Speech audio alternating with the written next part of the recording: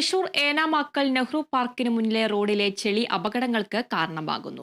ലോറിയിൽ കൊണ്ടുപോകുന്ന മണ്ണ് റോഡിൽ വീഴുകയും മഴയിൽ അവിടെ ചളി രൂപപ്പെടുന്നതുമാണ് അപകടങ്ങൾക്ക് കാരണമാകുന്നത്.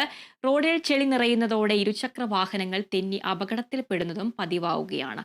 ചെളി കാരണം പാർക്കിലേക്ക് എത്തുന്ന ആളുകളുടെ എണ്ണത്തിലും വലിയ കുറവാണുണ്ടാകുന്നതെന്ന് നാട്ടുകാർ പറയും. കുറച്ച് ദിവസമായി മഴ തുടങ്ങിയപ്പോൾ ഞാൻ അവരോട് പറയുന്നുണ്ട്, റോഡിൽ ഇങ്ങനെ ചെളി കൂടുന്നുണ്ട്, എന്തെങ്കിലും വൃത്തി ചെയ്യണം എന്നുള്ളത്. ഇപ്പോൾ പാർക്കിലേക്ക് ഒരാൾക്ക് കടക്കാൻ പറ്റില്ല. വരുന്ന ടൂ വീലറുകളൊക്കെ വഴിക്ക് വീണ് അപകടം ഉണ്ടായത്. ഇപ്പോൾ കണ്ടോ, നിങ്ങൾ വരുന്ന സമയത്ത് ഒരു കുട്ടീനെ വീണിട്ട് ആകെ ചെളി കയ്യും കാലും ഇതൊക്കെ പൊട്ടിയിട്ടുണ്ട്. ഇപ്പോൾ ഹോസ്പിറ്റലിൽ കൊണ്ടുപോകാനുള്ള സംവിധാനമാണ് ചെയ്തേക്കുന്നത്.